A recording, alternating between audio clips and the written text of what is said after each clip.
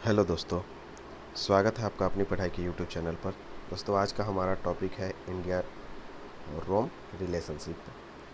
फिर बात की जाए अगर इंडिया और रोम के रिलेशनशिप की, तो यह जो इनका घनिष्ठ संबंध है यह प्राचीन काल से ही चली आ रही है। ठीक है, यह कोई नई चीज़ नहीं है, यह प्राचीन काल से चली आ रही है, जिसके साहित्यिक तथा पुरातात्विक साक्ष्य काफ़ी भारी मात्रा में हमें उपलब्ध होते हैं।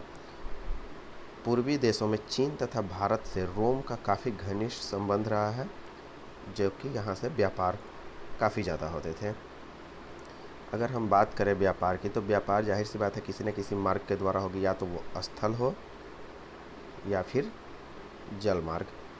तो हमें 3 मार्ग देखने को मिलते हैं। सबसे पहला जो है सिंधु नदी के मुहाने से जो समुद्र तट के सहारे फारस की खाड़ी में दजला तथा फरात के मुहाने तक जाती थी, ये एक मार्ग। दूसरा स्थल मार्ग जो हिंदू कुश दर्रा से होते हुए बल्ख तथा ईरान को पार कर अंत्योक तक आता था। तीसरा जलमार्ग फारस तथा अरब के तटीय क्षेत्रों से होते हुए लाल सागर को पार कर यूनान तथा मिस्र की ओर जाता था। यानी ये 3 मार्ग जो है खोजे गए हैं इंडिया और रोम रिलेशनशिप के लिए। ठीक है, ताकि इंडिया से रोम के लिए और रोम से इंडिया के लिए जो व्यापार हो रहा है उसके लिए ये 3 मार्ग खोजे गए हैं। नेक्स्ट देखते हैं, तो 2 साइट हैं नगर, एक पोम्पोई और एक भोकरंदर। ठीक है, पोम्पोई तथा भोकरदन, यहाँ से हाथी दांत की लक्ष्मी प्रतिमा मिली है। और प्रतिमा की एक खास बात होती है, एक प्रतिमा हो या फिर हम कहें क्वाइंस हो, चाहे जो भी स्थापत्य के भी हो, साक्ष्य जो भी बनते हैं उसकी एक शैली हो जाती है। ठीक है, तो शैली के अनुसार यह जो लक्ष्मी प्रतिमा है, कहा जाता है कि यह मध्य प्रदेश तथा महाराष्ट्र की बनी हुई है, क्योंकि प्रतिमा को देख करके पता चलता है कि उस समय की जो वो प्रतिमा है वह same to same Madhya Pradesh और महाराष्ट्र में बनती थी। इसी वजह से कहा जाता है कि यह मध्य प्रदेश या महाराष्ट्र से गई होगी। यानी कहने का मतलब कि भारत से पोम्पोई तथा भोकरदन के लिए व्यापार होता था। ठीक है, हिप्पेलस नामक एक सिकंदरिया का यूनानी नाविक था। हिप्पेलस जो था वह एक यूनानी नाविक था। इसने मानसून हवाओं की खोज की लगभग 45 एडी में, 45 ईस्वी में। मानसून हवाओं की खोज की क्यों? तो रोम तथा भारत के बीच के व्यापार हेतु। ठीक है, रोम तथा इंडिया के व्यापार हेतु। तो भारत से रोम जाने के लिए गर्मी के मानसून का प्रयोग किया जाता था, लेकिन रोम से भारत आने के लिए जाड़े के मानसून का। उसके अलावे एक स्ट्रैबो नामक जो विद्वान हैं, उन्होंने कहा कि मानसून की सहायता से जो जहाज़ चलती थी वह लाल सागर से ओकेलिस नामक बंदरगाह से चलकर, लाल सागर के ओकेलिस से चलकर भारत के मुजिरिस नामक बंदरगाह पर लगभग 40 दिन में, टोटल जो है यह 40 दिन लगाती थी, 40 दिन लेती थी डिस्टेंस को कवर अप करने में। ठीक है, रोम से भारत के लिए 40 दिन लगातार चल के यह भारत पहुंचती थी। कहाँ? मुजिरिस बंदरगाह पर। नेक्स्ट हम देखते हैं, तो एक है पेरिप्लस ऑफ द एरिथ्रियन सी। इसके लेखक अज्ञात हैं, 60 से लेकर 100 एडी के बीच में।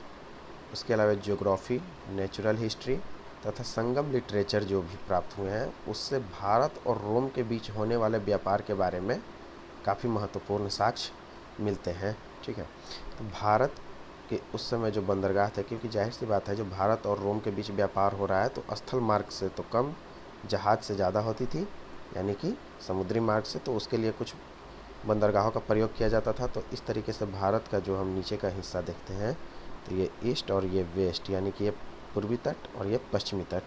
पूर्वी तट पर जो है नेलकिंदा, कावेरी पतन, मदुरा, ताम्रलिप्ति यानी कि तामलुक, ये 4 जो हैं काफ़ी महत्वपूर्ण बंदरगाह थे उस समय के।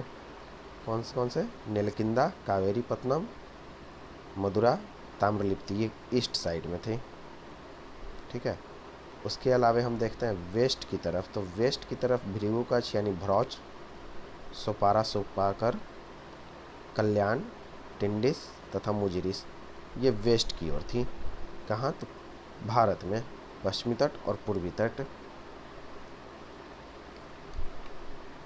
पेरिप्लस ऑफ द एरिथ्रियन सी में भृगुकच्छ को बोरीगाजा कहा गया है। ठीक है, भृगुकच्छ को बोरीगाजा कहा गया है।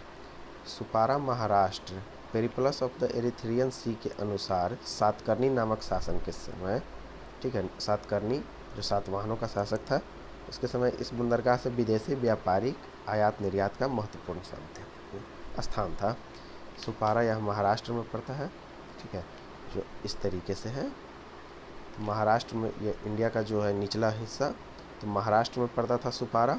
और सुपारा के बारे में Periplus of the Erythraean Sea के बारे में एरिथ्रियन सी में कहा गया है कि सातकर्णी नामक जो शासक था, जो सातवाहन शासक था, सातकर्णी, सातवाहन, यज्ञश्री सातकर्णी, और इसके समय में यहाँ से विदेशी व्यापार में आयात निर्यात यानी कि इंपोर्ट तथा एक्सपोर्ट काफ़ी होते थे। नासिक से एक पत्र मिला है जिस पर प्राकृतिक अभिलेख में यवन शब्द लिखा हुआ है, यानी कि जाहिर सी बात है कि यवन से भी व्यापार हो रहा है, तभी तो वहाँ पर यवन शब्द का उल्लेख मिल रहा है प्राकृतिक अभिलेख में। कार्ला, जुन्नर, भाजा, बेडसा आदि गुफाओं में दान देने वाले यवनों का भी उल्लेख है। देखिए, यहाँ जो यवन व्यापारी आते थे वो काफ़ी दान भी दिया करते थे, और कार्ला, जुन्नर, भाजा, बेडसा की गुफाओं में इन यवनों के उल्लेख मिलता है। इनके दान के द्वारा वहाँ पर कुछ कार्य करवाई गई होंगी जिसका उल्लेख मिलता है। रोमन शासक ऑगस्टस जो है 27 ईस्वी पूर्व से 14 ईस्वी तक, और टाइबेरियस 14 ईस्वी से 37 ईस्वी तक, इन दोनों जो है रोमन शासक हैं, ये दोनों, ऑगस्टस, ये ऑगस्टस और ये टाइबेरियस, और इन दोनों के सिक्के जो है भारत में काफ़ी अधिक संख्या में प्राप्त हुई हैं, ठीक है। अरिका मेडू साउथ में एक साइट है, वहाँ से रोमन साक्ष्य काफ़ी भारी मात्रा में मिलते हैं, ठीक, वहाँ से अरिका मेडू से रोमन साक्ष्य काफ़ी ज़्यादा मिले हैं। अरिका मेडू से 4 रोमन मृदभांड यानी पॉटरी मिली है, जिसमें चारों का नाम है एरेटाइन, एम्फोरे, रोलेटेड तथा टिग्रिस वेयर। और यह क्वेश्चन जो है इन चारों मृदभांड से क्वेश्चन पूछे जाते हैं यूजीसी नेट जेआरएफ में, ठीक है। ये मिलाने को दे देते हैं कि कहाँ कहाँ से मिला है। इसमें और भी इंडिया के जो है BRW, PGW, NVPW और यहाँ पर एरेटाइन दे देंगे, और फिर इधर में अहिछत्र, तक्षशिला, श्रृंगेरपुर और अरिका मेडू दे देंगे, और उसको मिलाने के लिए रुक कहते हैं, ठीक है। तो ये सवाल उठते हैं, एरेटाइन, एम्फोरे, रोलेटेड और टिग्रिस। बिहार में एक प्लेस है उरैन,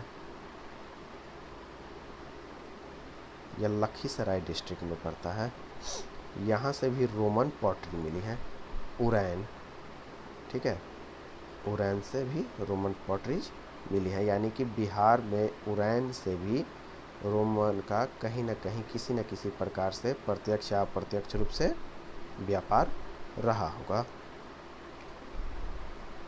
देखिए यहाँ पर उरैन से भी रोमन पात्र मिले हैं। बड़ौदा से कांस्य की एक हिलिंद तथा कोल्हापुर से रोमन समुद्री देवता पोसाइडन की कांस्य की प्रतिमा यानी कि ब्रॉन्ज की जो है स्टैचू मिली हुई है। प्रतिमा कहाँ से? बड़ौदा से कांस्य के हिलिंद, जबकि कोल्हापुर से पोसाइडन की। तक्षशिला से भी काफ़ी बड़ी मात्रा में रोमन वस्तुएं प्राप्त हुई हैं।